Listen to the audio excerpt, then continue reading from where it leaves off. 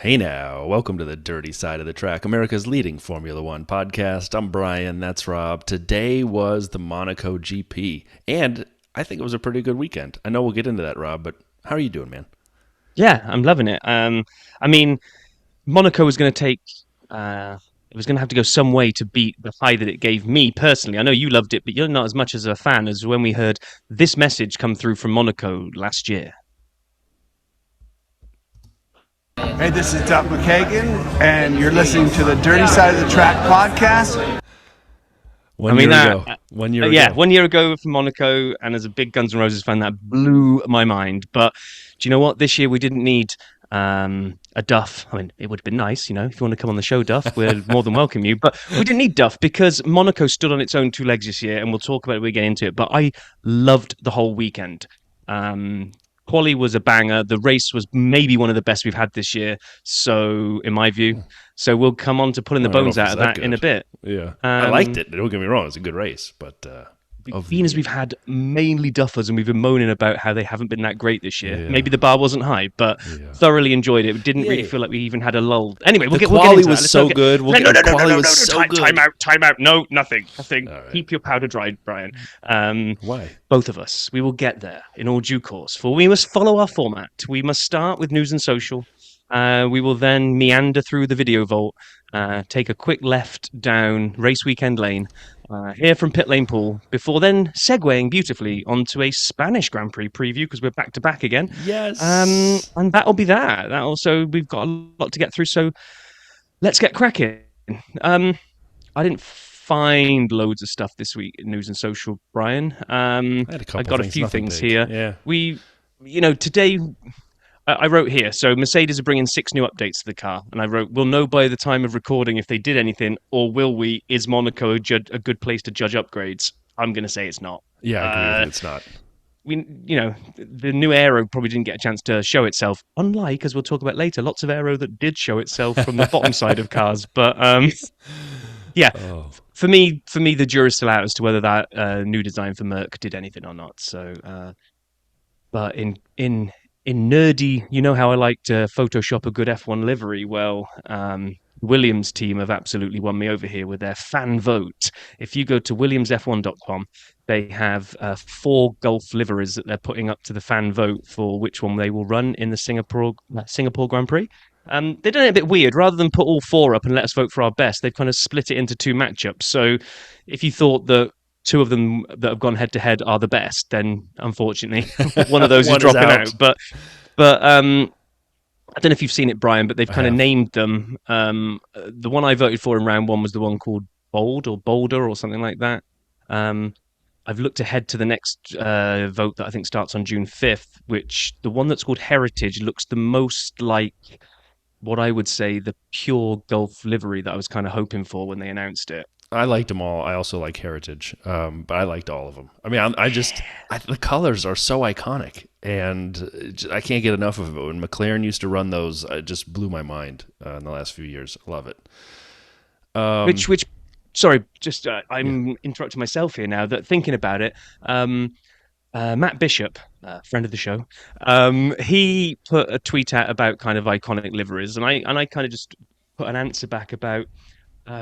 Wouldn't it be cool if just for one race weekend, it was nominated in advance, all the teams did this. They all run an iconic livery from the past. And it doesn't even have to be an F1 livery if you've got like other liveries that have been iconic. Run? Well, no, we're there. Get there. Yeah. So someone like McLaren, they get first dibs on picking from their own. But because they've got multiple, should be the MP44, right? Well, but it doesn't matter. Yeah. So let's say they pick Senna's red and white Marlboro livery.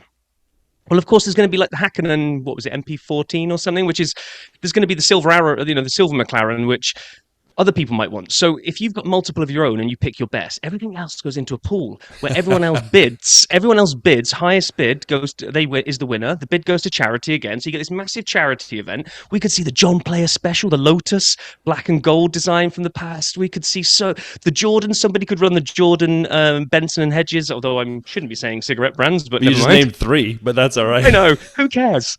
They were iconic, and I think it would be awesome to have have a weekend like that where you just saw no, and not even like modern twists on it. Just run them as they were. Okay, maybe with the tobacco lettering changed, like Well, they did Buzzing Jordan Hornets. did with Buzzing Hornets. There was Sorry, another one too. There was another BH we hit on the Discord that they used in between. They did the brilliant snake livery with a snake head at the front of the front nose, and it was Bitten and Hisses, I think. I think that's right. Yeah. So yeah. One other note on teams: Aston is signed for 2026 with Honda. So I was closer to being right than you, but still pretty far off. When we'd had this discussion of Honda leaving in 2026, I said I think they'll stay, and I was darn sure it was going to be with McLaren. Well, I was wrong. It's Aston Martin. But they will stick around in 2026. That's the 6th engine supplier in 2026, which will be interesting as well. And I'm looking forward to it. There was also a note that I think Nate Saunders tweeted that Honda was open to working with Fernando Alonso again, even though they'd had some serious bad blood in the past when he'd had a Honda engine, which he called GP2 engine. So it'll be, happy that's water under the bridge for everyone's Mr. Favorite happy guy, Fernando Alonso. But 2026 Aston with Honda will remain. Yeah, I just hope Honda hit the ground running in 2026 with that supplying it for them, because Aston are doing so well at the moment. Yeah. I'd hate them to then swap over to Honda and find themselves back with a GP2 engine. Fernando would drive off, just literally off the test track and not come back. Yeah, exactly. Your buddy Rohan, talk about the stuff we saw.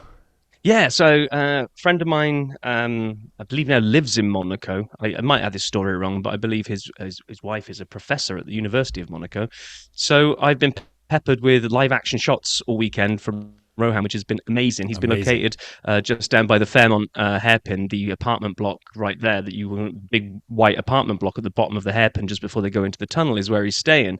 And he's just out there, standing on, taking pictures, videos, sending them over to us. Cool. It's been amazing. You literally, something's happened in the race, and then in real time, I've either had a photo or a video come through of the thing I just saw a couple of seconds ago on the TV. It's been amazing. I'll actually say that his Twitter, TV production was better than Monaco's TV production, but at least they swapped over to F1 this year, which made a huge difference. Well, huge difference, but they did miss a lot when things got fast and furious. They every race. Yeah, I know. It felt like they put the Monaco people back in there. I know. I did love the helicopters. We'll get to that. Yeah.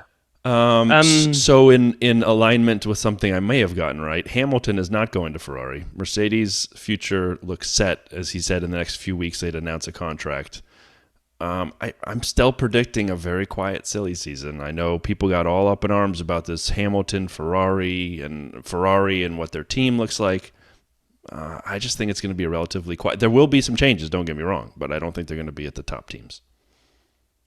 I see you're already starting to edge back on your. You went out there all guns blazing. No, I listed the 3 seats that would change before, and I can't remember what they were off the top of my head. I listed them out, 3 or 4. Go back, man. You should listen to the episodes. This Brian is reversing. Sorry.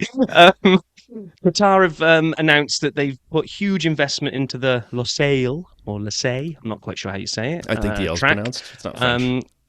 Well, it's got 2 L's. So which one were you referring to? Yes.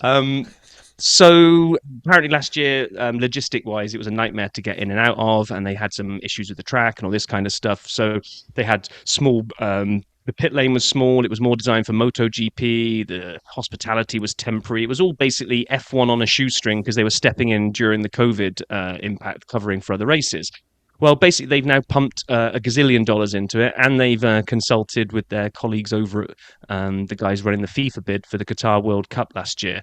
And they've, it looks really, really cool. They've redone all of the logistics. They've added tunnels access now to make it easier to get in and out. And they've got a huge completely new pit lane and paddock complex as well. Awesome. So, well played, Qatar. I mean, if you got the money and you want to make something amazing, do it, right? This is so cool. I'm looking forward to the race there. And last kind of news I had, the future of AlphaTauri appears to be secure for now, as Red Bull have decided against selling the team, according to Motorsport and Autosport.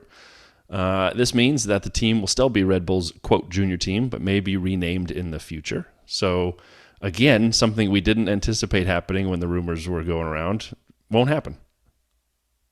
Exactly. I mean, there was that, I think when we covered it, there was the one aspect that kind of made common sense about financial aspect of it. They weren't really making any extra clothing sales as a result of running this team around, and it was costing them a big ton of money. But the value of the team is so high, and we thought maybe that might be a reason. Yeah, but someone else might come in and buy the team and rebadge it. But right, exactly. Right, let's open up the code and to the lock and open up the video vault, Brian. Here's the door opening. Still no sound effect. Oh, all my right. gosh. So the first one is the one that I have to recommend. And really, Rob, this is a little bit for you. I saw this last night, so I know you haven't seen it yet. I flew to the cheapest Formula One race on a channel called Downey Live. I don't know this person. I've never watched their videos, so if he's a horrible person, don't come at me in the comments. It's new to me. It's 22 minutes. 4 days ago, he launched it. This is a great idea. A great idea. He basically, like 3 days before the Bahrain GP, decides, I'm going to Bahrain. I'm doing it on a budget because I can get tickets that were cheap. And he had to travel 2 days to get there and 2 days home. So lots of time. We'll have to figure this out around work. But he called it at the last minute, got some cheap tickets, and found a relatively affordable flight to and from. And he went to the Bahrain GP for his first time ever going to an F1 race, met a bunch of people he had fun with, chatted with them, became friends, and had a blast just sitting there for 3 days watching cars go around track. And he highlighted the strengths and weaknesses of being there. But Rob, we should do this. We should have it because we're going to Canada in a couple races time. But we should make this at least other year, maybe. Every year might be a little bit much. But every other year we try to get to a different race and start challenging ourselves to go to different places. Define cheap. When he says he got there cheap, is this guy minted and $4,000 cheap for him? He spent about $4,000.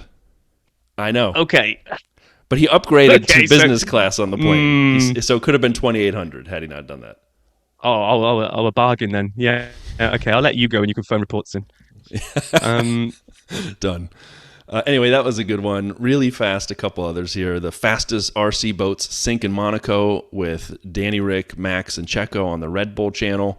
It's just over 2 minutes. It's fine. I was curious why they had a diver in the water for RC boats. You'll find out why they needed it. And then how does a Formula One pit stop work? I really like this. This was a short. This was maybe not anything new to me, but it was on the Mercedes channel.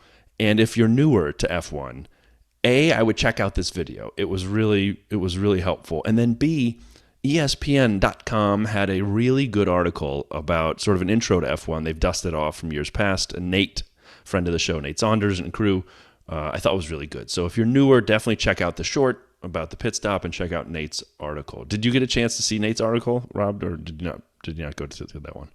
No, I didn't see that. A lot of DRS in the beginning, so I figured if you had, you would have told me about it on a rant. I figured out why Aston Martin is so good this year. It's not anything to do with the aero. It has nothing to do with the engine. It's not Fernando and a Renaissance. It's none of that. It's because they've created a partnership with Wolfgang Puck.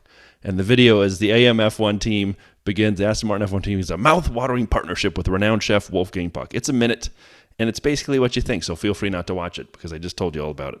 This just gives me a chance to remind everybody that my wife once made a horrendous decision at the O'Hare airport and bought a Wolfgang Puck salad out of one of those like vendor cars, parked in the terminal. And it had, I don't eat salad, so whatever that has the one with the eggs in it and like some dairy-based dressing. She was violently ill. We landed in New Jersey. She was sick for the entire day, that night and the next day. And, nice. So good job, Wolfgang. And then the last two, Charles and Arthur Leclerc interview each other on the F1 channel, 8 minutes. If you're interested, check it out. It was fun. I enjoyed it. They highlighted the fact it's the first time they've ever interviewed each other in English. So it was a cool interview being in Monaco, listening to their thoughts. And then I missed this last week, but I really enjoyed it. And it's Lando's new custom car delivery. And this is actually on the McLaren Automotive channel, so it's not on the F1 channel. It's 5 minutes, and Lando meets his custom 765 LT, I think Longtail Spider. So he did a ton of customizations to this thing, and it is awesome. Not huge ones, but like graphics and logos and things. And I really enjoyed it. He was so excited to see the car. So if you're a car nerd like me, check it out.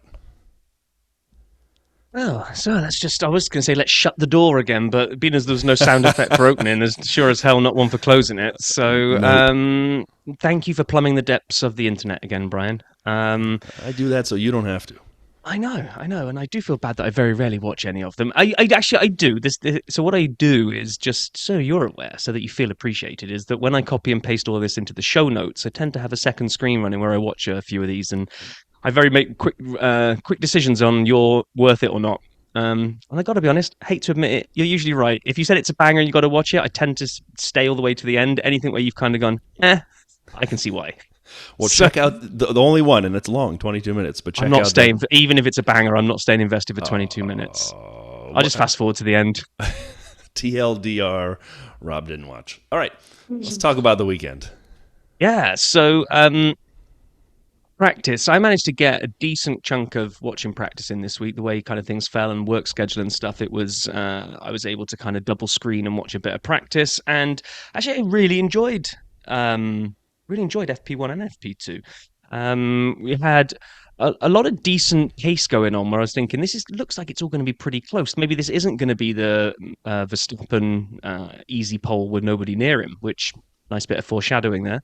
But then really the main thing from FP1 is Albon decided to bin it, red flag, into on corner one, which then I thought was going to become a theme because we had lots of people did it. And I think in FP2 as well, we kind of had similar kind of incidents where people were overcooking it. And this was building up this feeling for me that we're definitely going to see red safety cars, at least in the race, because as the track was maturing, people were pushing it a bit more, and I think it was a bit easier to and overstep the limit of where it quite matured to. Yeah, But I know you're a enjoyed. fan of the TV coverage as well I this weekend. was the helicopter or drone or whatever they comboed them with, but I know there was a helicopter. It was so much better than the historical F1 production that we got from only Monaco. In Monaco, they ran the production, not the F1 team, up until now. And I'm happy they brought some of these newer camera angles and views. It was awesome. I loved it. And then you mentioned Albon. That was a big impact in the first corner. There were a lot of close brushes. And it was Carlos from Fernando and Lewis. Again, it's just FP1. George was 15th, which I noticed. It didn't turn out the way I thought it was going to, but I kept my eye on the Lewis-George Gulf during the practices, and I thought there might be something brewing, but as always, I was wrong. Oh man, yeah. So then, kind of just let's just jump into quali because really we probably need to spend a little bit more time here because quali was where it was at, and it always is for Monaco. It actually elevates Saturday to So almost good. be on an even keel with Sunday because it means so much. And it's so there's such high stakes, not just for the race, but no mistakes are allowed. So between the combo of you have to be perfect, and that it means so much to the race on Sunday. I've always said it's my favorite quality of the year, and it's usually the only thing I look forward to on the Monaco weekend, although today the race delivered. But man, that was good. Wasn't that great? Well, yeah, and all the way through. So Yeah. in Q1, and I think we put the tweet out there to kind of say, look, if you want to understand what this term track evolution means, then look no further than the middle of Q1. So Q1, Aston are right up there. Fernando's looking punchy. Then all of a sudden, as the track starts evolving, we suddenly have a leaderboard where on merit, and not because of traffic or anything like this, just pure pace because of the way the track is evolving, we have a top three of Zhou, Piastri, and Norris, I think in that order. Yep. I was like, what? What the heck is happening here? And then Perez decided that his brain couldn't compute what was going on either with all these people being at the top of the leaderboard, so he decided to eat the wall at turn one. I'd actually like to offer really fast before you get off that comment. I'd like to make it a formal apology to Logan the Sergeant. He had a bad race, but in Baku, you remember when the Ferraris were in front of him as he came around kind of just before the straight? I don't know the name of the corner up there. And he hit the wall because they were in his view. They were out of the way, but they'd kind of gotten in his head. Both Albon and Checo had people coming down the pit lane re-entry area when they both binned it into the wall. And so I don't think it's random that both of them lost it with someone in their periphery as they were kind of trying to navigate the corner. I don't know why it would change exactly because they don't come out until the top of, you're on the other side of the corner. But both of them lost it with a car sitting right there. So it was a bad crash for Checo. That just basically ruined his entire weekend and just went from bad to worse during the race. Yeah, I mean, he had the outside chance that he would technically qualify for Q2 because his time at that point was pretty good. So they were like, well, he's binned it. he's most likely going to finish last, but actually he could finish 15th because if he somehow squeaks through into Q2, he won't be able to run in Q2, but he'll start 15th. But either way, his race is over. But no, because the track is still evolving now. And all of a sudden, and here's the flip. Here's to finish off my original theme of if you want to understand track evolution. So Zhou, top of the leaderboard once Perez bins it. Merely 6 minutes later of cars running around, we get Zhou being... Well, I say dead last because Perez has now fallen to dead last, but Zhou is dead last of the actual runners. So all the cars went back round like 1-2 more hot laps max. Right. And they went and turned the whole leaderboard on its head. And it kept going. Hamilton, it just kept going. I mean, people were just falling. We were losing Hamilton and Sainz up until the last corner, and both of them managed to come through, which... And this is unlucky because you said Sargent had a bad weekend. I don't think he did. The race, I meant the driving. Race. I don't think he had a bad race. I think the car let him down. The tyres were chewed through on both Williams. I don't know what they did to the setup. Anyway, we'll get to that later when we get to the race. But Sargent was hanging on. He was hanging on with his in his spot. But when Hamilton and Sainz came around the final corner, both of them setting times to get through to Q2, he was the unlucky guy taking the last one almost in. I was on delay because during live I was at the garden center picking out flowers to plant for my wife. I like your commitment. And so to my marriage, yes, that was a delayed Mother's Day. That was we had to find time to do. That was part of the gift. Anyway, I rewatched the end of Q1 because it was that good, and then Q2 starts, and it was just same thing. The evolution that Rob mentioned was so apparent as the times just kept dropping and dropping. It was amazing as we lost Piastri, De Vries, Albon, Stroll, and Valtteri. Traffic was insane. They were queued up around Rascas going 2 miles an hour as they were getting ready to kind of hit the straight. Stroll and Valtteri had to abandon the last run. It wasn't quite as crazy, but just it was so much pressure. You could see it. Like the drivers, they did some onboards in Q2 that broke my brain. And I don't mean the one in the helmet, which shifts around a lot. I mean the TV cam view. It almost felt like it was on fast forward. Like I was watching the quali lap at like 1.25x. It was that fast. Do you know what, though? I was also thinking that Valtteri has got to be... And I'll throw Stroll into this equation as well, and anybody that was in that little line of traffic. But Valtteri especially just seems to be up for the award of unluckiest driver of the season award already. Because if there is a red flag that gets thrown, if there is a yellow flag, if there is rain, if there is traffic, if there is a collision that's not your fault and you get pinballed into by multiple cars, all roads lead to Valtteri this season, where the person that is on the rough end of that. So that Alpha was fast in Q1. It was looking feisty in Q2. He was out on his second run, like you say. They'd all staggered themselves to go. This is the one thing where we didn't see the TV coverage of it, but the commentators picked it up a couple of times, that something must have happened to one of the cars in front of a pack of about 5 or 6 of them, because Bottas, Stroll, Albon, a number of them all had to abort runs because there was no point. So somebody must have got out of shape, causing a domino effect for them all to get out of shape. Well, we didn't see what actually happened. I know it was earlier on, but when Lando clipped that left wall, and then they had to figure out, coming out of the tunnel, they had to figure out he did that because he had no steering going into whatever the wall was after that. He came in, and we didn't even see what happened behind him at that point. So you're right. We don't know what caused at the end. Something happened, and all of them... Right. I know Lando wasn't at the end of quali, but I'm saying a similar idea. But then they somehow fixed the front left on Lando's car in time. That was amazing. That's epic. Were like, those guys deserve an award, and gals, whomever. What did they say on the commentary? This is quoted at a 20-minute fixed time, and they need to do it in 6. Yeah. And you could see the pressure, and they were moving so fast, but it was like a well-orchestrated event.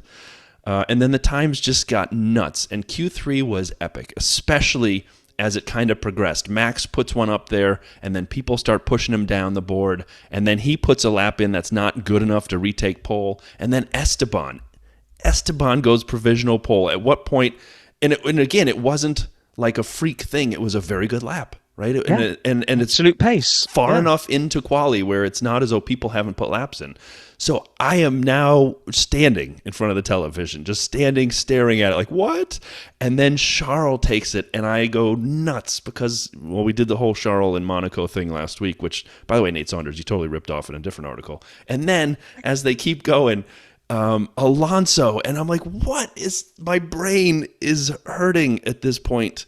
And then, of course, you want to talk about one of the best quality laps we've seen in a while, especially the last sector. Well, I was going to say, so Alonso's like nailed it. The camera pans to Max and pops up the fact that he's only green through sectors 1 and 2 with a minus, no, sorry, plus a yellow plus 0.02, blah blah blah blah blah. So he's 0.2 of a second down. I'm like, well, this is 0.2, done. not 0.2. Sorry, tenths. so not 0.2. Yeah, 0.2 tenths. I'm like, well, this is done then. Well done, Fernando. This is awesome. And then he just basically. He basically bumper cars his way round the sector 3, throwing his car into barriers as fast as he can on the edge of that's a big enough impact that it won't slow me down. I'll maximize my pace, but it won't damage the car. Because he was ripping off advertisers' stickers from barriers left, right, and centre. I'm like, and it looked fast. I mean, it literally looked faster on TV. I'm like, but that's still 0.2 in one sector. 0.2 it's in not a even sector. a long sector. It's not even a long sector, the last one, because How I think did you he do clock in at 52-ish on the end of sector 2, and the lap time's 1:12. I mean, I think it's the shortest sector on the lap. So then you see him go to the top of the leaderboard, and you're like, what? I mean, that's all I had. I was like, what have I just watched? That was absolutely insane. Last, whatever it was, 2 minutes of quali was just fantastic. So I rewatched that too, and I gotta say, I was an Aston Martin mechanic. When Fernando put it on provisional pole with Max down 0.2, there were about 20 seconds of time when everyone, or 30 seconds, when everyone assumed that this is his pole. And you know how hard it is to pass people here, and he's the master of defense. And they show the Aston Martin garage. I can't even, I don't even know how you say that word like that. And so they show the garage, and the guys are celebrating, and gals, I think it was all men at this screen, and they are going nuts. And then Max's time goes up, and they show the same garage, because the cameraman hasn't even had time to leave. He's still there. You know, he's like, oh, I might as well show this. And they're like, it's like consolation. They're hugging each other now, but it's like, oh, you could just see the air come out of the garage. And I got to say this really fast. I thought it was so good. I watched, the post-quality interviews, and then I went back to watch the highlights, the highlight package they put on Formula One YouTube. And this season, it's been the F1 TV coverage of it, not the Crofty coverage. So it's Alex Jakes. And I was going to make a comment. I was going to make jokes about Jakes, but I couldn't because he got so excited. He got so excited at the end of each quali, but at the end of Q3, he literally, I think, strained his vocal cords. If you haven't gone back, you should watch the quali highlights on YouTube on the F1 channel. Alex Jakes is us. He is a fan. I mean, he was so excited as each car came across the line, from Esteban all the way through to Max.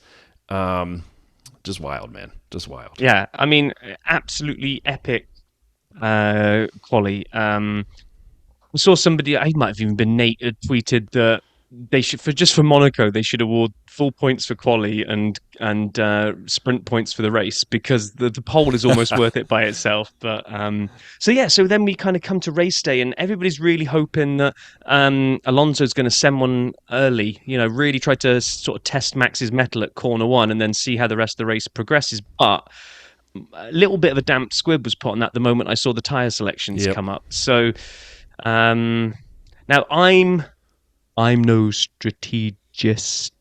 I'm not one of those people that understand how all this plays out, but strategery and all that. Yeah. I didn't understand starting on hards, because if Monaco throws up either weather, safety car, or both, then you're unlikely to get the benefit of the long run on the hard. You've got to be super lucky to really kind of make that strategy work. And just one quick jump to the end before we start picking all this apart. That kind of really played itself out when the rain came down, because Fernando lost all. We'll pick the bones about the call as to which tyres he went onto later. But just as a kind of a wraparound, he lost all advantage of potentially going on to softer tyres at the end to then play catch up to Max while Max is on the hards, because the rain comes down, they all go to inters.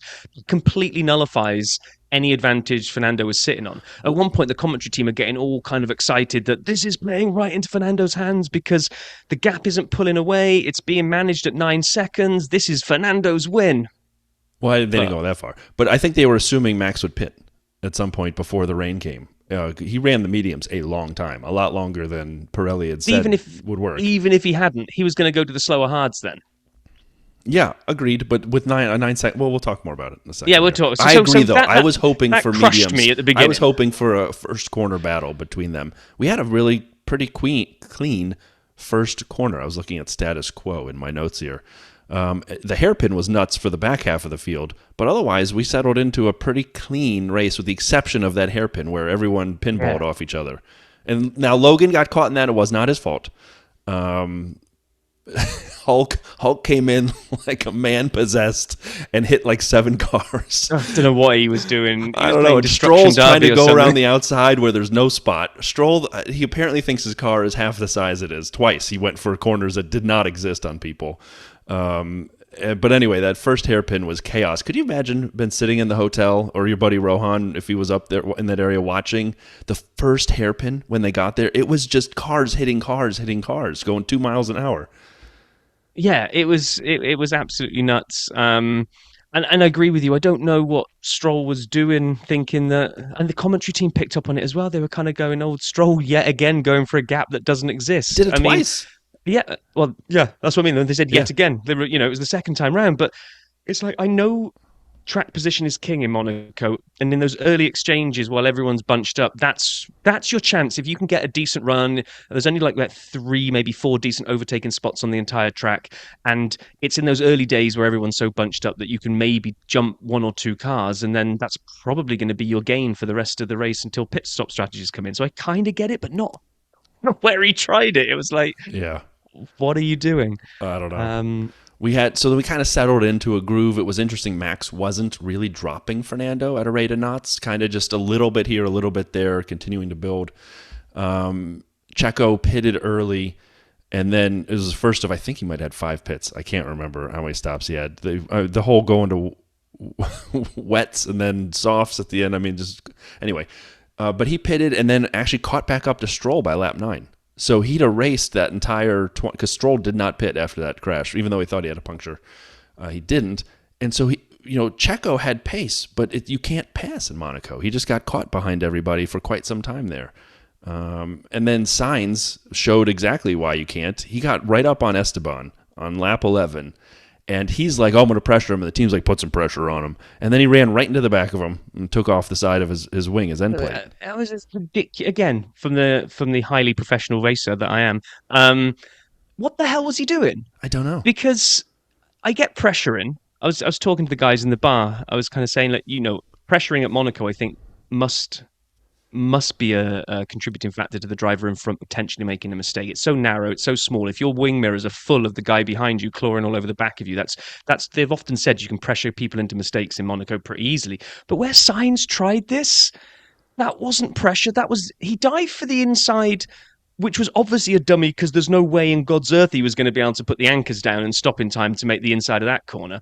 So then he bailed to the outside, but hadn't got enough room to bail to the outside, so basically clipped the back of him as he goes through and then ruins his wing. It's like, well, okay, not quite sure how that was going to pan out any other way, to be honest. It was a really weird one to watch, and we both kind of said it. We thought like the meatball flag was going to come out because he's got a bit of wing hanging off. Yeah, it's like the Kevin Magnussen flag at this point, how many times he's had an end plate. But I love the fact Carlos stayed out. Well, I like the fact that, it seems to be some consistency that Haas got flagged because that end plate never detached for Haas. And they decide, I think, if it's dangerous and unsecure, you get flagged. If it detaches itself pretty quickly, which I think it was, a lap later? Was it the same lap even that Sainz's fell off? Then I don't think they make a big deal about it. And then this is the point where we're not even 20 laps in at this point, and the commentary team pick it up just before it actually happens. They say, Sargent's really going slow at the moment. He's got 2 dark rings running through the back of both back tyres. They were like, no idea why, but the Williams has chewed through these tyres already, and he's just got no drive coming out of any corner. He's absolutely defenseless. And I kind of wrote, well, someone's gonna send it soon. I think I hadn't even finished writing that sentence in the notes when K-Mag just nailed him on the inside going down to the Fairmont hairpin. That was a great move by K-Mag. Great move. But I think he knew that Sargent's going to have to take this wide because he's got no drive coming out of the corner. Yeah. So he just used his grip, and then they all kind of piled through because they Stroll just saw and that Checo Sargent, and Razkaz. yeah, Sargent was having to take a wide line because he just got no tires. He actually looked like, if we could flash forward like 50 laps, he actually looked like some of the guys later on the slicks trying to drive in the rain. But we'll get It there. almost looked like he already had blue flags when he let them go by, even though he didn't because his tires were so bad.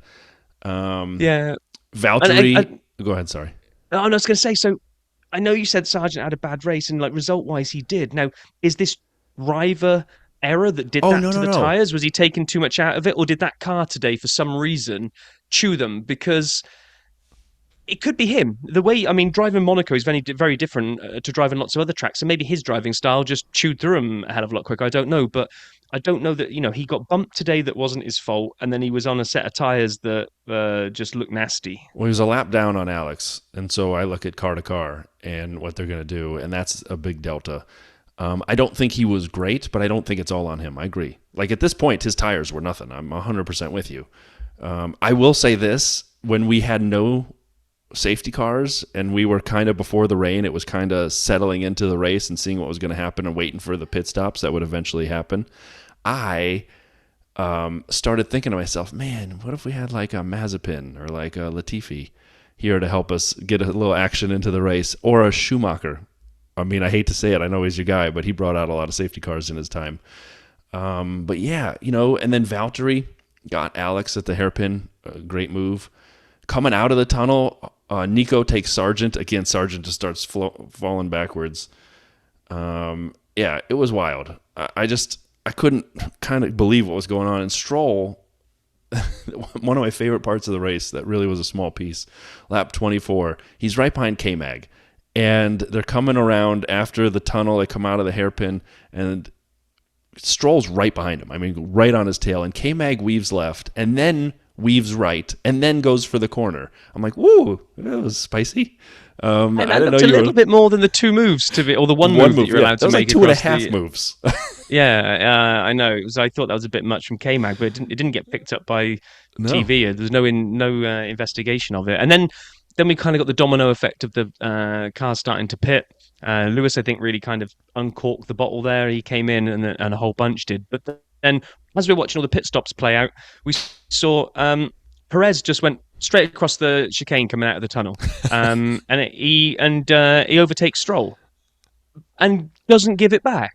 And he blames Stroll for pushing him off. He blames Stroll for pushing him off, and like even the commentary team were kind of like, "Sorry, Checo, nobody pushed you anywhere there." It was like, it was just a bad. He outbraked himself. He went straight across and was not going to give it back. And I'm sorry, and I know he's your guy, but Checo, karma is a bitch, and it came and bit you in the ass because you didn't give the place back, and then until you were forced to give it back by slamming into the back of K-Mag. And Stroll went. I really hope Stroll gave the finger pistols as he drove past Checo. I was just hoping the finger. You could have taken pistols off that one.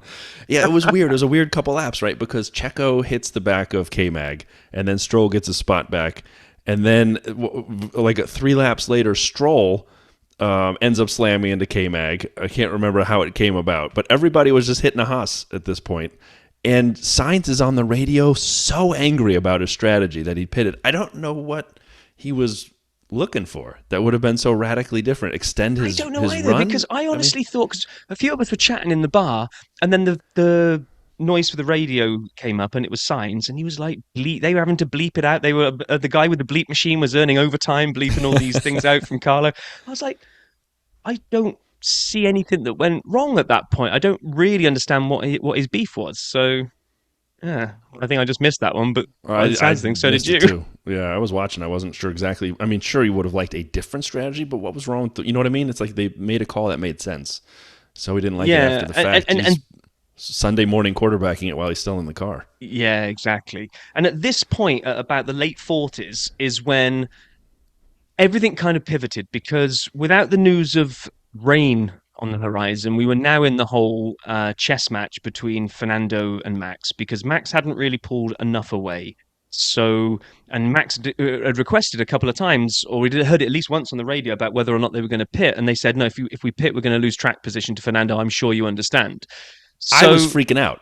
when all this is going on, lap 49, he said, "Can I come in?" He's sliding around out there. Yeah. This is Max again showing why he's the world champion. Well, He's his out there. front left is grisly at this point. Yeah. I mean, you can see it. It looks like it's made of sandpaper at this point every time they do a And I'm thinking, on aren't that they front left. worried about like a puncture or delaminating or something? I mean, you're not. Literally, Pirelli gave you a range for how long these tires work, and this is well beyond for the mediums.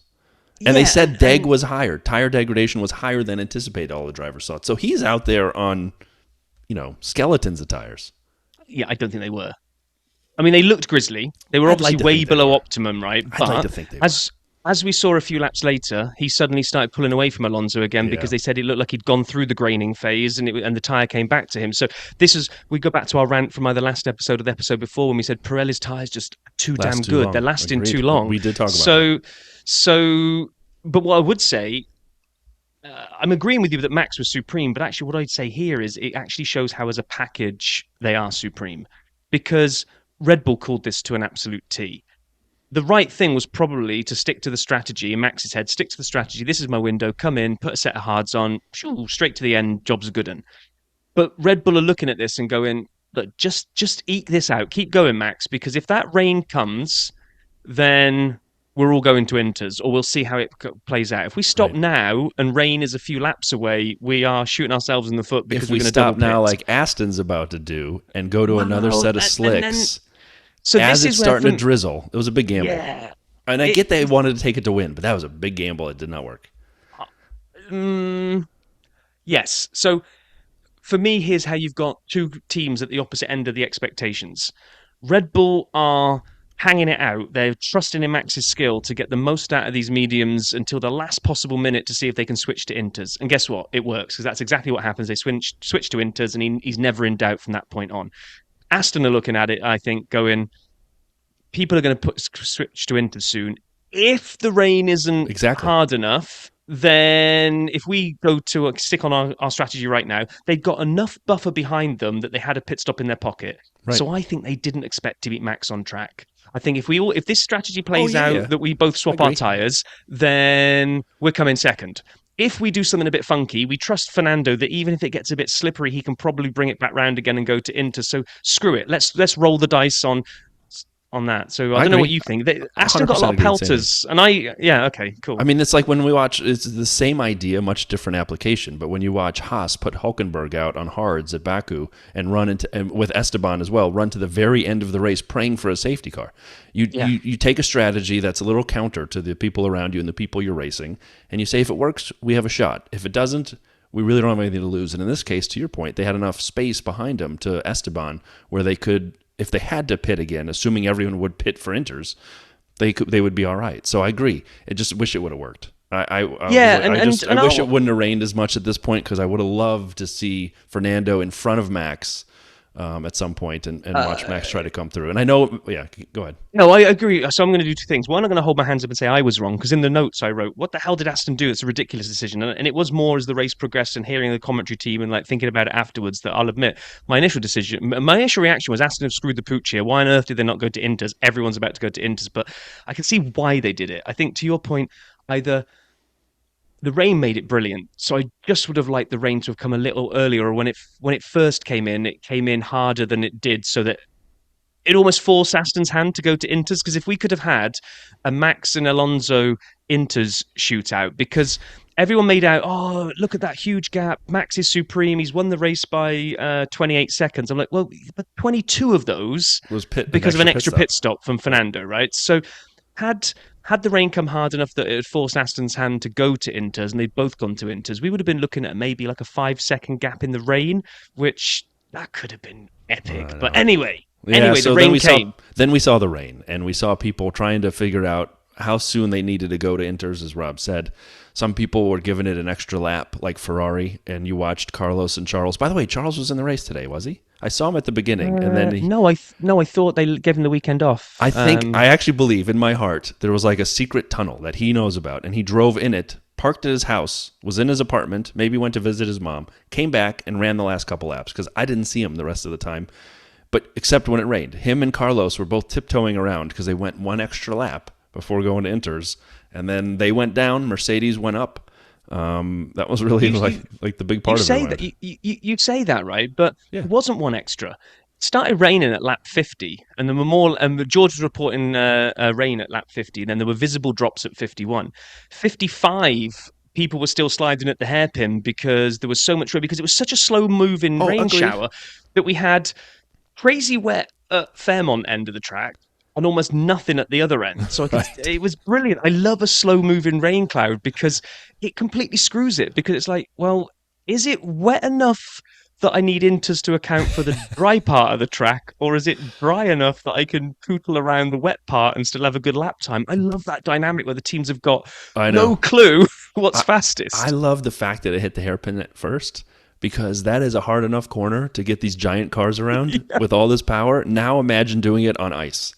And that's what they were doing. Everyone on slicks had no chance at like going more than 10 miles an hour around this corner. And even when they got on inters, we saw people sliding around. Lance and Kevin Magnussen, their cars had a rough day. They hit every corner at every point, gearboxes, wings. Gosh. But yeah, how many cars did we see in reverse today? A lot. Reversing onto active tracks. Yuki had some fun doing that. Stroll many times, K-Mag. And then it was just chaos, right? Pile-ups in the runoffs. George got a penalty on 61 for coming out in front of Checo. That was a big hit, by the way, and neither car had to retire. George was in the air, and Checo, I was shocked that both cars continued.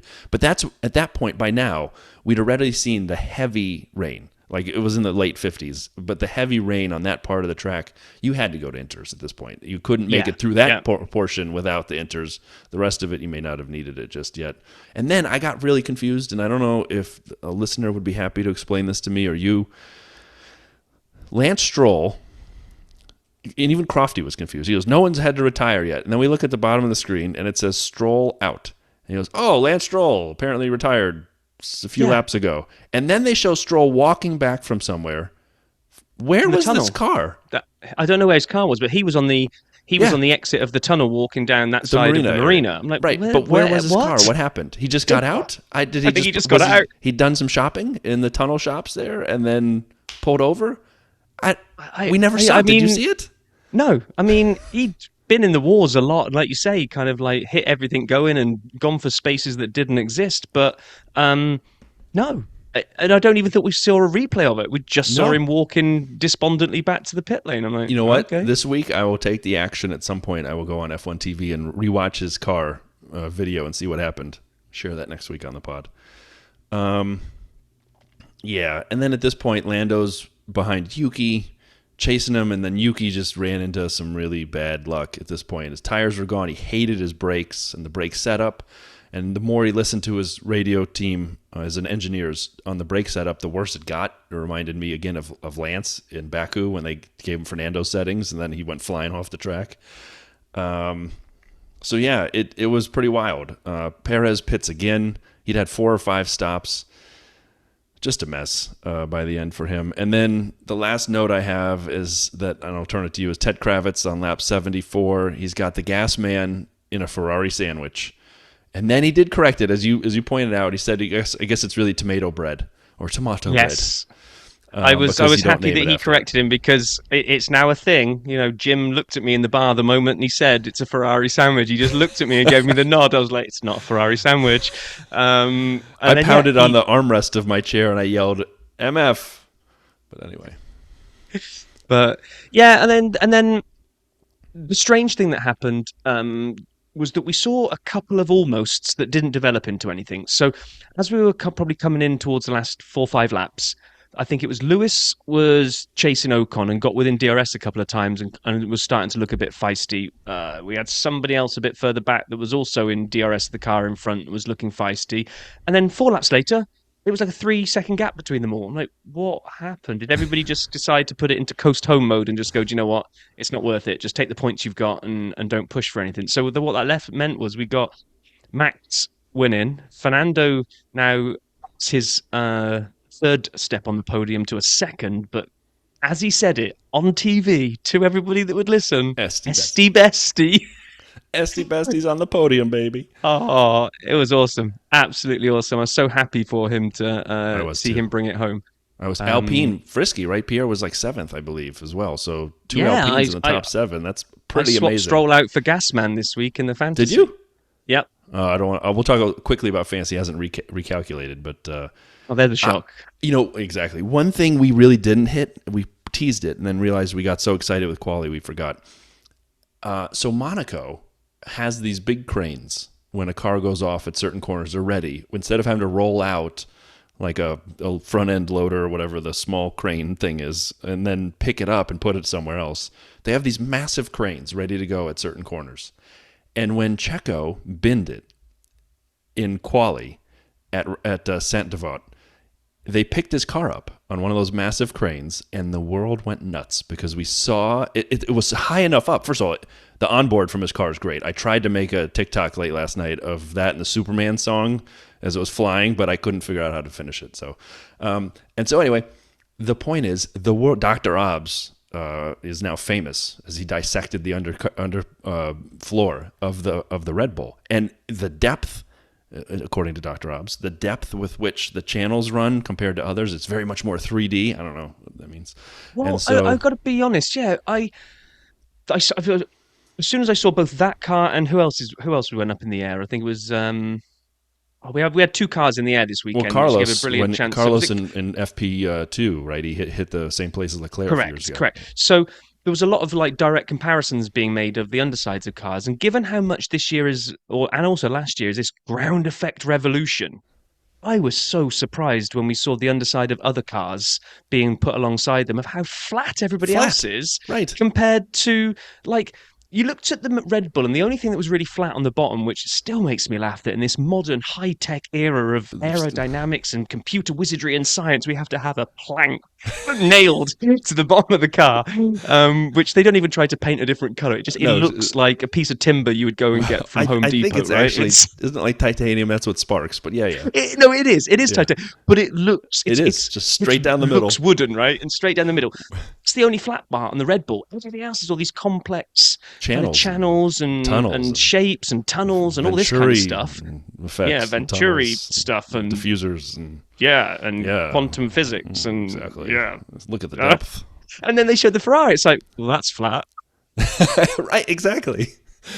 So if you haven't seen the Dr. Obbs clip, go look him up on Twitter. He was great when he was on, brain the size of a planet, and listening to him, actually, he does a really good job of flaws for dummies. I think, I could actually follow along what he was saying. So obviously shows it was for dummies. But thanks for pulling that back up, Brian. I forgot, because that was a big deal. Like the internet broke for about 2 hours. The internet did go nuts. It was like, and you actually saw a shot. I think it was Marco in the pit lane, and the look on his face, and it wasn't. Oh, I can't believe Checo's bent it. It was.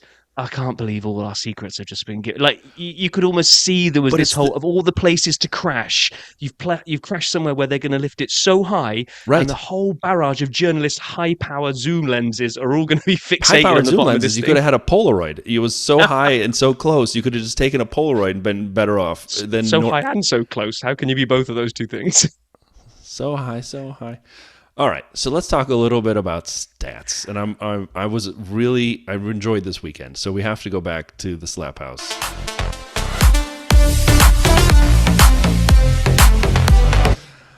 Oh, so good. Sap Stats, Monaco edition, Slap House. What did I do wrong? You've got to raise your Sap Stats game. You used to come out of the music clip with a full-on Slap Stats. Like, sell it to people, Brian. Come on. That's almost apologetic at the end there. Sap Stats, Monaco GP edition. Yeah, baby. All right. I borrowed some of these from Sean Kelly because we're recording a little earlier than usual. Sean Kelly, we got to get him on the show. Can we put a list of people we need? Virtual Stat Man. I love that guy. He is amazing. Okay.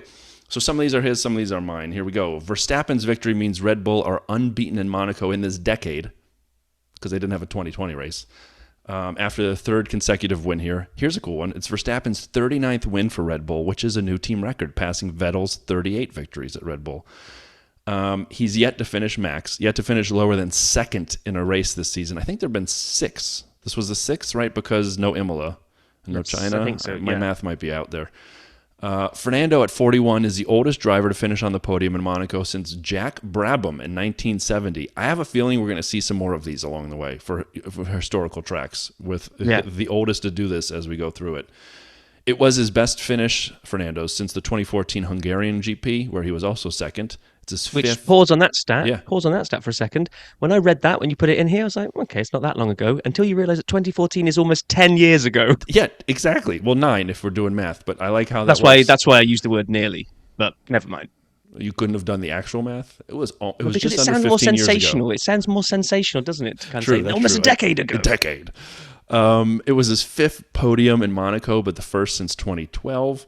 And then the 3rd place for Esteban. It's his 3rd career podium after Sakir 2020 and Hungary 2021. So Hungary 2021 is his victory. I don't remember him being on the podium at Sakir 2020, if I'm being completely honest. So I had to check that one out. First Frenchman to finish on the podium in Monaco since Olivier Panis won the 96 race. For anyone who's never seen the 96 race, only like 3 or 4 crossed the checkered flag. A couple more qualified finished based on how far they'd gone, but didn't actually cross the checkered flag.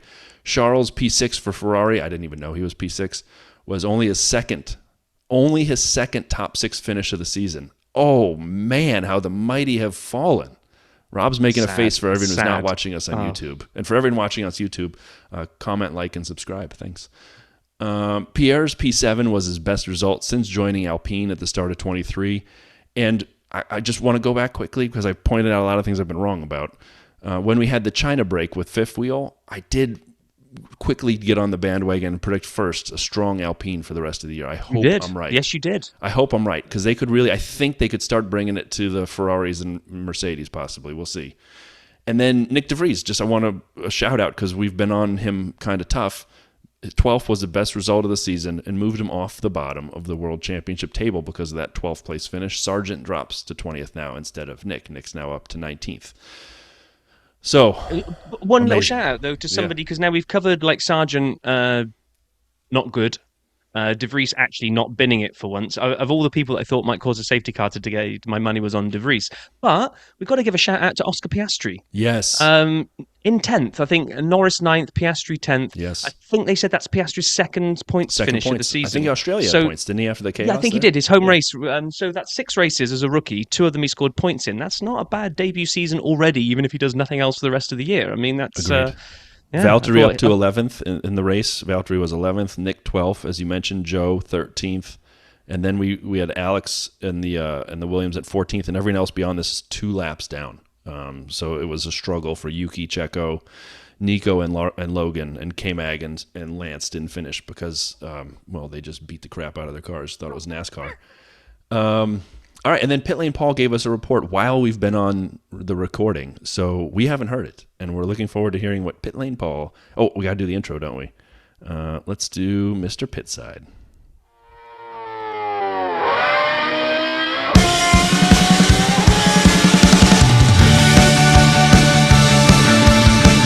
He's Mr. Pitside.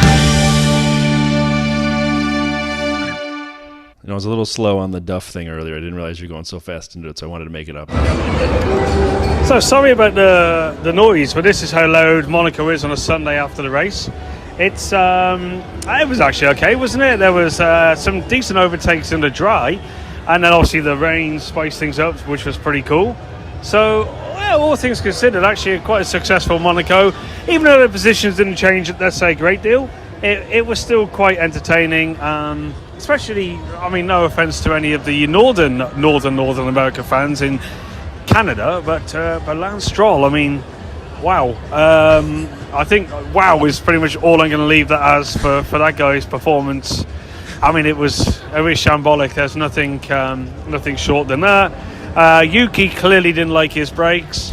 Normally, as a Monaco race goes, I don't tend to have a great deal of positivity about it because it's normally quite drab. But yeah, in fairness, like I've said, this one was actually quite good. The rain was weird. Monaco, it's so small, and you're just sort of here. But even when you were here, you couldn't really figure out it was raining. What seemingly is about a quarter of a kilometre away from where we are here. So that was quite good. Some good tyre course, some good strategies of teams to bring people in, and and do a bit of gambling. I think full wets was a bit of a disaster, really, if he did that, because the rain was never ever really going to be long enough. I'm going to say heavy enough. I say long enough for X-Wets to really maintain any sort of tyre. So Inters was always the way to go. But listen, teams gamble. There's nothing wrong with that. It's Monaco. It's worth a gamble. It's worth everything it goes for. A very good Monaco Grand Prix. Max wins again. Is it getting boring? I don't know. I'll give a last word to Ferrari. It wasn't a great one for them again. But look, as for all the teams in this sport, this one's a hard race. Let's not kill them too much. Anyway, over and out. Paul, thank you so much, man, for filing that report. I agreed. It was a good race. I don't normally have great things to say about Monaco's race. I love the quality. But it was entertaining, I thought, from start to finish.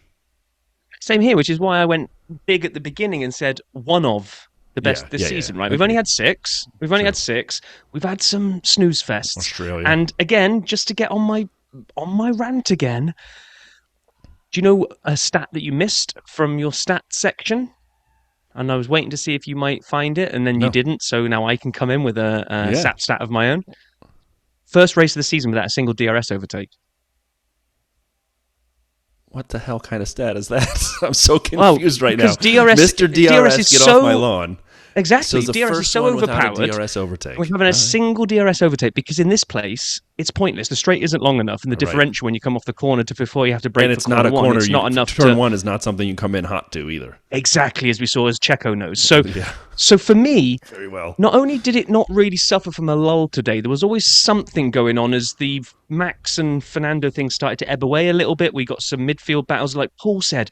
We had some good drive. There were 5 overtakes last year in the whole race. So I looked this up. 5 there were. We'd already done more than those by halfway today. So for Monaco, numbers aren't ever going to be great. I mean, if you look at number of overtakes in a season, Monaco's always going to be bottom of the stack. But actually, we've had races that have had 10 times that have still been rubbish because they've all just been DRS lazy passes. So the ones that were made today, I love those passes because they're earned. That K-Mag on the inside, I know Sargent's tyres had gone, but the skill and the seeing that his tyres had gone and sending it up the inside before the fan man, hairpin, chef's kiss. I mean, I love the overtakes as well, but I think you're conflating two things. The fact that there weren't any DRS ones made it a better race. If there'd been, still had these non-DRS ones, I would have loved it. It's like I didn't go to the liquor store, buy a lottery ticket and a soda, win the lottery, and say, "Oh, this is the best soda I've ever had. Every time I get a soda, I win the lottery." No. I wasn't trying to put the two together. I was saying that the stat was first race of the season without a DRS pass. That's a stat, and it's that's a great stat. Yeah. So, and it was a good race. Second, I agree, but it's not. And the second part, which I should do pause. Second sentence is.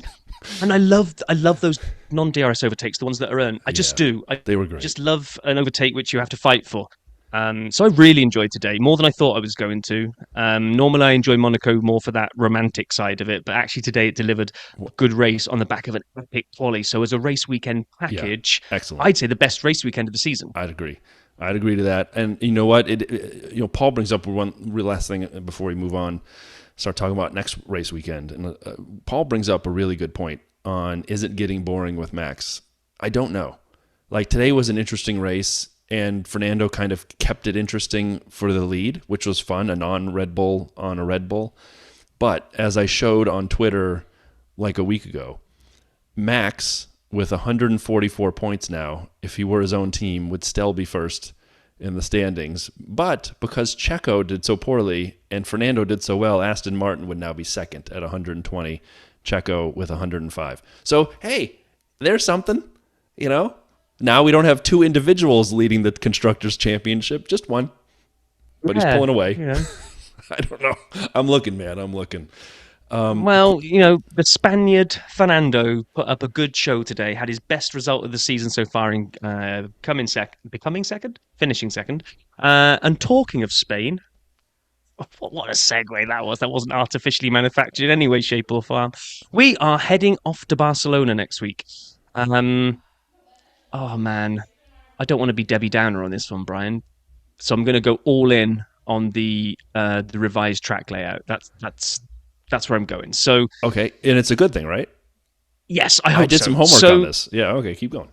Okay, well, I'll just do the quick blurb about the thing, and then you can hit us all with your homework. So, opened in '91 in Barcelona. It's holds the title currently of the Spanish GP. We'll have 66 laps around a 4.7 kilometer circuit, and one of the biggest kind of criticisms of this being on the venue is that because it is the test track, Yes. the drivers get so familiar with this that they feel that might impact the on-track action, because we don't usually see fantastic races here. In fact, last year we highlighted some races that we're going to highlight here as well, because they still are the main best ones, and 2022 wasn't one of them. But if you want to go back and look at any kind of like big, great Spanish races, you go and watch Senna versus Mansell in '91, Schumacher, the King of Rain in Spain in '96, and in 2006, Alonso was the first Spaniard to win there. They're worth dialing into, but they are few and far between. Yeah. And one of the biggest criticisms, and I'm going to hand over to you, Brian, because otherwise I'm going to get on my rant again, is that DRS is considered too powerful here. Well, the home straight, it has 2 DRS zones, right? And the home straight is long. And as it's currently constructed, a very long DRS zone on that long straight. So I'm a little nervous that we're going to see, the Red Bulls power through, and we're going to see a lot of DRS overtakes, unless maybe, as we've seen a lot, maybe they'd shorten that DRS zone a bit. I don't know. But it is a very long home straight, and it is a very long DRS zone.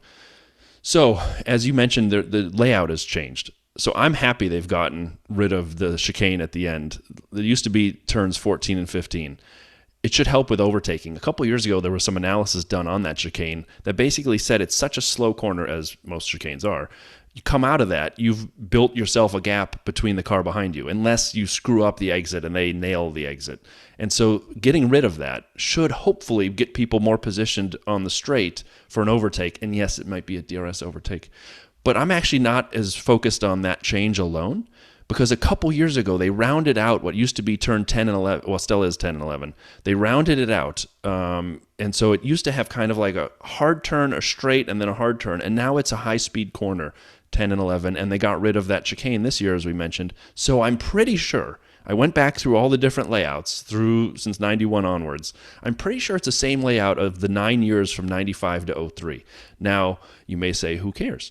Well, there were some amazing people who drove those 9 years. There were 3 winners during that time. 5 of them were Schumacher, 3 Mika Hakkinen, and 1 someone else who's a friend of the pod. This is Jacques Villeneuve, and you're listening to the Dirty Side of the Track. Yeah, Jack won, and I think it was 97 when he won there. Or no, yeah, 97. And so 3 winners during that time. So I am excited. I'm optimistic that going back to the 95 to 03, if I've done my math right, layout for Barcelona should bring back hopefully better racing, should bring back some better high-speed corners, 10 and 11, which they did a couple years ago, but then coming around with no 14, 15, or I guess 14, 15 removed. There's still a 14 is what brings you onto the home straight now. With that chicane removed, I'm hopeful that it kind of is good. However, one last stat. And I got to be a little bit of a downer here, because, you look at it, you got to look at all the info. 90.6% of the time, the winners come from first or second. 90%, 91 really, if we're rounding. Third, fourth. Thought we weren't allowed to round, Brian. Well, yeah, all right. Third, fourth, and fifth have each produced a winner once only, and those are the only people to win out of first and second. 32 times it's been run. 29 have come from the first 2 positions. So, again, quality is important, but this ain't like Monaco. So are we looking at a race where we may not see a ton of action, to Rob's point, whether it's familiarity from testing or just doesn't give us that action? I'm excited for it, but yeah, I'm hopeful that removal of the chicane gives us a little more action. Now, I'm assuming at this time next week you'll be high atop of Rob's rant about DRS, but I guess we'll have to wait and see. I think we will be. I got a horrible feeling that even if Max doesn't qualify, he might be the first one to break your stat, because even if he bins it in qualifying and starts 15th, I think that long straight and that rocket ship has only got one outcome. But he'll be on pole and he's going to win. But what we might see is a lot of, Aston keep going. Mercedes really can show their upgrades if they are worth anything in this race. Alpine looking frisky, and Alfa Romeo had speed, even though they never really got to show it because of the Bottas's traffic incident. I think we could have some spicy midfield stuff. I just feel it's going to be another one of those weekends that we need to look at best of the rest. And unless Checo does something stupid, I think we could see a Red Bull 1-2 pretty easily here. But who knows? We're going to have, in addition to my buddy Rohan sending through a whole bunch of roving reporter pictures and videos from Monaco, we should be inundated with Spanish ones to share with you guys as well on our socials, because we've got listener and 100 Seconds of DRS guest JP will be in Spain and has promised to keep us updated with some pictures. And I recently changed jobs, and one of my new colleagues is going to be there as well. So she's going to send me in pictures and videos. So amazing. Looking forward to feeling like we're going to be close to the action, because Monaco we're going to have felt close with pictures and videos. Spain we're going to have pictures and videos, and then the next one we're going to be there. So that's right. Yeah, Canada. I can't wait. Hold on. We got to do our podium prediction a week in advance without having thought about it. Our unprepared podium predictions is what these basically are. You went first last time, so because you'd put me on the spot the week prior. I'll go first this time. I'm gonna say two things. One, I'll give you my podium, and then I'm gonna put a giant F1 crap, completely ridiculous, accurate prediction upon it. So I'm gonna go Max. I'm gonna say Checo rebounds into second, and then third, because of the speed, boy, I'm struggling here. I think I'm going to say Lewis has the last step of the podium, assuming these Mercedes upgrades did anything. I guess we'll find out. So that's my podium, but here's my big prediction. Completely ridiculous, accurate prediction. Max will achieve a Grand Slam. I don't know the last time we've seen a Grand Slam. A Grand Slam for everybody is pole position, lead every lap of the race, win the race, and have the fastest lap.